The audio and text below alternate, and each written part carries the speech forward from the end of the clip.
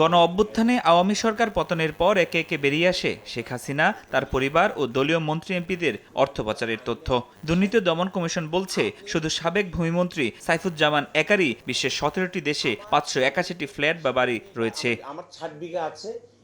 দায়িত্ব নেয়ার পর পাচার হওয়া অর্থ ফিরিয়ে আনতে কাজ করছে অন্তর্বর্তী সরকার। তবে অর্থ পাচার পুরোপুরি বন্ধ হয়নি বলে দাবি করছে টিআইবি। সকালে রাজধানীর ধানমন্ডিতে ট্রান্সপারেন্সি ইন্টারন্যাশনালের চেয়ারপারসনের বাংলাদেশ সফর উপলক্ষে সংবাদ সম্মেলনে সংস্থাটির প্রধান বলেন, পাচার হওয়া অর্থ ফিরিয়ে আনা জটিল প্রক্রিয়া। এখন উচিত পাচার প্রতিরোধে বেশি গুরুত্ব দেয়া। আমদানি এবং রপ্তানি বাণিজ্যে চালান জালিয়াতির মাধ্যমে যে অর্থ পাচার হয় সেটা কিন্তু সিংহভাগ আমাদের অর্থ পাচারে, সেইটা ফুললি নিয়ন্ত্রিত হয়ে গেছে সেটা আমি বলতে পারবো না। যেটা একবার পাচার হয়ে যায় সেই টাকাটা ফেরত আনাটা খুবই কঠিন, প্রায় অসম্ভবের মতো কাছাকাছি। প্রতিরোধ করা যেন অর্থ পাচার না হয় সেটা হচ্ছে আমাদের প্রায়োরিটি হওয়া উচিত।